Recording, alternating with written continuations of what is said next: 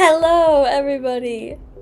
My name is Frankie. You all should know that by now, I'd hope. Today, we're doing something very intensely, amazingly special. Obviously, that's why I have to show my face for this momentous occasion. Definitely not because I just didn't want to draw all of this shit. I'm starting a new series. Where I'm gonna make videos talking about my OCs. Crazy. Never done before. But like individually, so that you guys can really intimately get to know them. From Frankie to your TV, phone, computer. As fun as it is to like drop a bunch of lore in like a video or some shit, these fucking videos take so much energy to make. They take so much energy to make, and I just want to be able to talk about them without having to put that much effort into it. So we're gonna talk about them, and there's no script. This is gonna be a fucking jumbled mess, but it'll be good. It'll be good.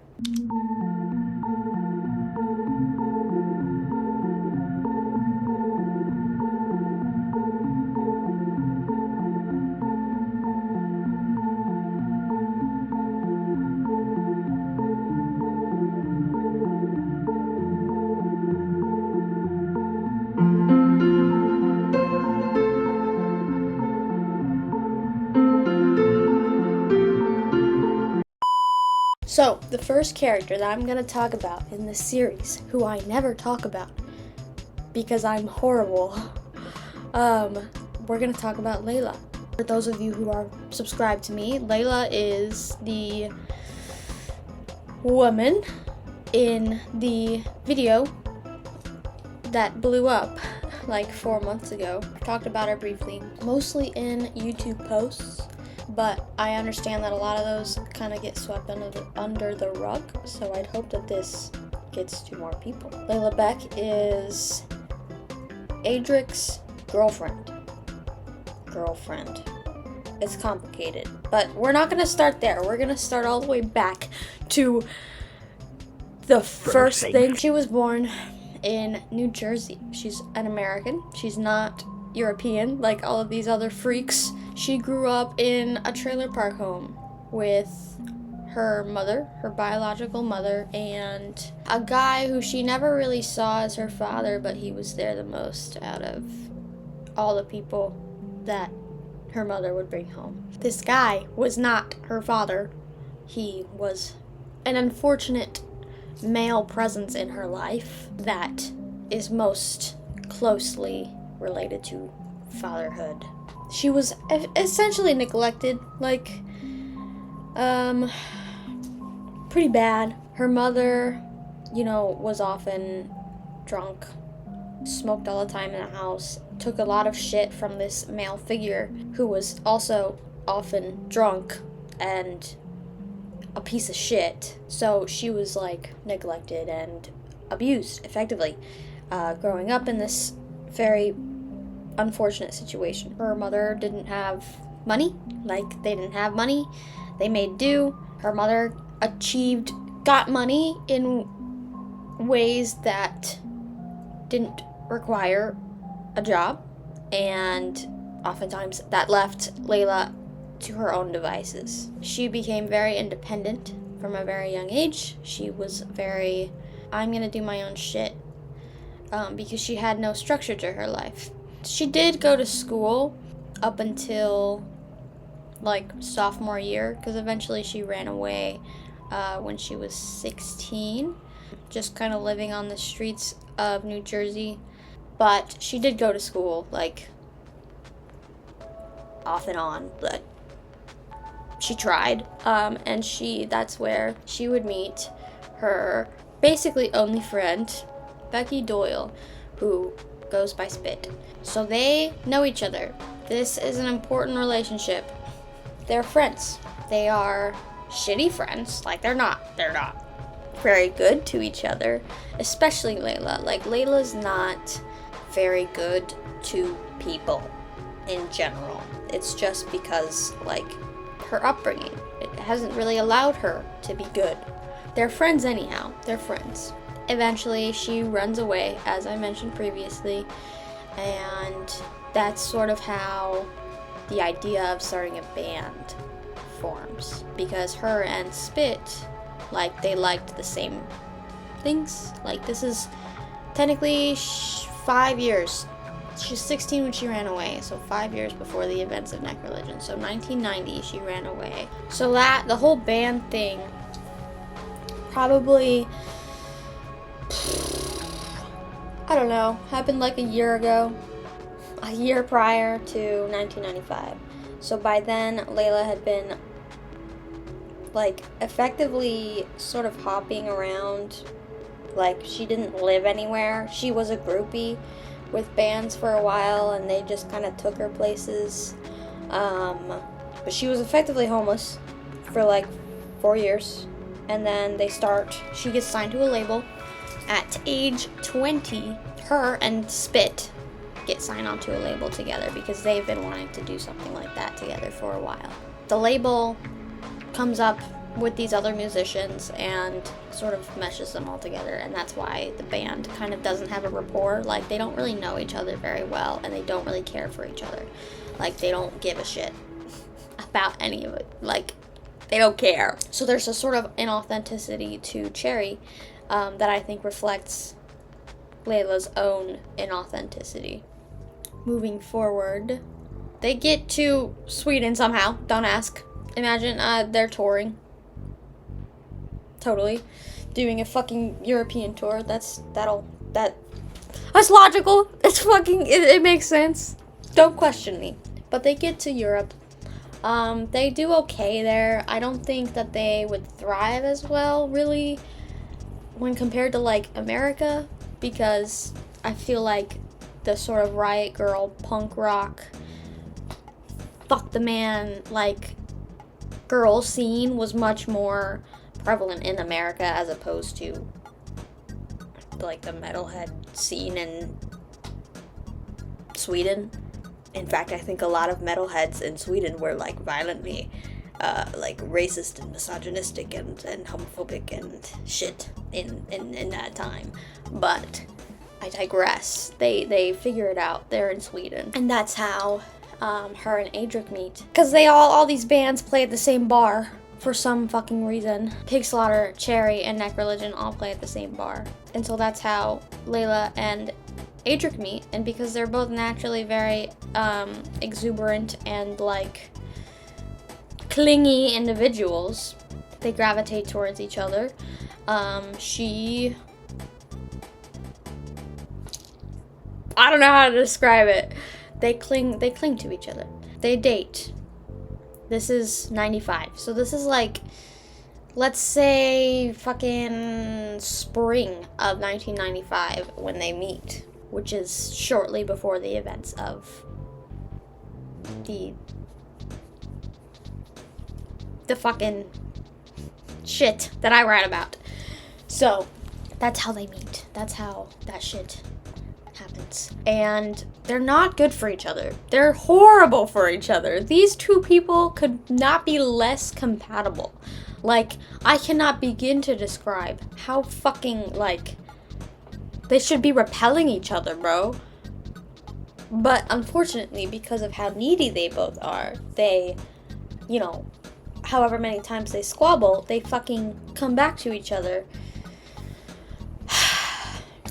Because of course they do. Because they're both horrible, fucked up people. That relationship is bad, and it sucks. So, we know Layla is a very fucked up individual. How? But how? How? Why? What happened? Give us more information, I hear. I've mentioned that she and Marius are very similar to each other. Like, they're supposed to be mirrors to each other. So, basically, all of his shitty traits are all of her shitty traits. She's manipulative. She's, like, inauthentic, disingenuous. She's mean. She's just mean. She cares only about herself. Like, there's a lot of, it's sort of egotistical. There's an egotistical nature to both of them. She's loud. She is angry. She has a very hard time controlling her emotions. And when she sees something as an attack on her, her instinct is to attack back. And so that is a lot of times what happens with her and ADRIK, because they get into fights a lot. Like, I can't understate how often these two fucking fight over the stupidest shit. And it's bad because ADRIK is very similar in that nature. He explodes. He fucking explodes. So naturally their relationship is very, like, constantly butting heads. A lot of that is because Layla is, you know, not truthful. She actively cheats, like, in the relationship. I know I put a lot of emphasis on, you know, ADRIK and Marius's relationship and how ADRIK cheats on her, but she does the same fucking shit. Like, there's no honesty between either of them, and that's bad. So that's their relationship, and that's how she sort of, like, works. She views life as a sort of game, like, nothing matters.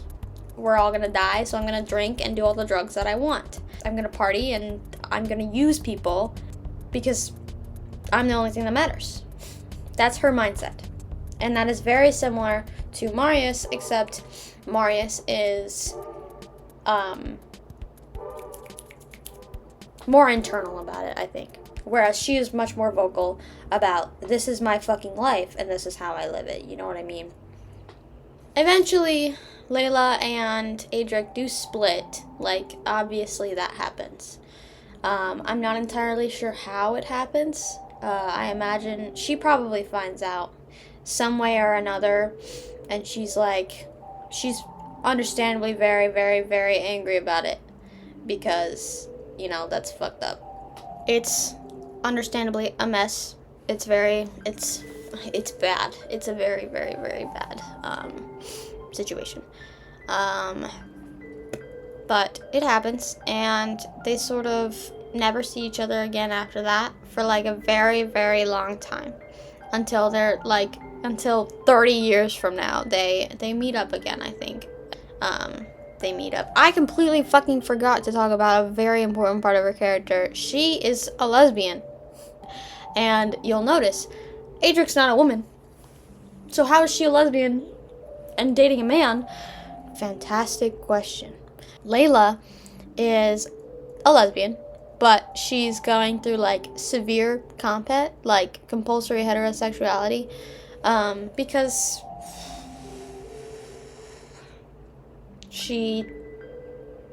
I think a part of her doesn't like the idea that she doesn't like men, because her life has sort of centered around men and, like, to a certain extent pleasing them or, you know, using them. Either way, right? Because in her childhood, that's how her mother would get money. So the idea that there is actual romance out there, which she highly, like, doesn't believe in, the idea that there's actually romance out there for her that could be substantial, I think, scares her. So she sticks to using men like ADRIK to sort of feel something, but it's not what she really wants. Does that make sense? I don't know. But eventually she does figure that out about herself, and I think it makes her a much happier person. I can't say for sure. This isn't... Don't fucking say anything. But I feel like later, 30 years from now, 30 years from 1995, she should be in a relationship with Becky. But also, at the same time, a part of me is like, no, I feel like Becky should go her own way. 'Cause she doesn't need Layla. But I don't know. I can't decide. I can't decide yet. Ultimately, she finds a girl that she falls in love with. Very amazing. Very beautiful. Everyone's happy in the end. Everyone is happy in the end of this fucking story. They make up. Like, ADRIK and Layla and Marius eventually all like get over themselves. They wisen with age and they make up and they reach out again, and Layla and ADRIK are much better friends than they are lovers.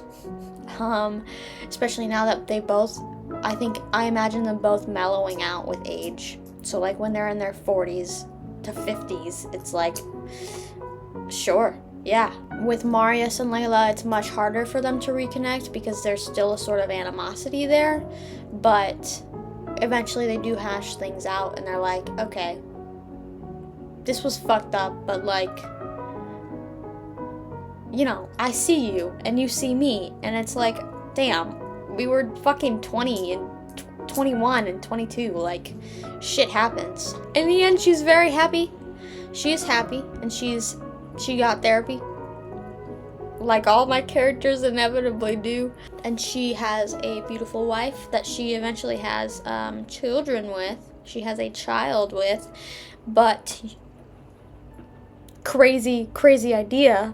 She asks ADRIK if he wants to help with that, because she knew he always wanted kids. That's something that they did talk about. As brief as their relationship was, she never liked talking about it because she didn't want kids with a man, but she knew that it did mean a lot to him, and I think that would stick with her, and she'd remember it, and she'd reach out when she was ready to have kids. She's like, hey, can you get me pregnant? And he does, and so he's basically like this kid's uncle, and like it works for some weird reason.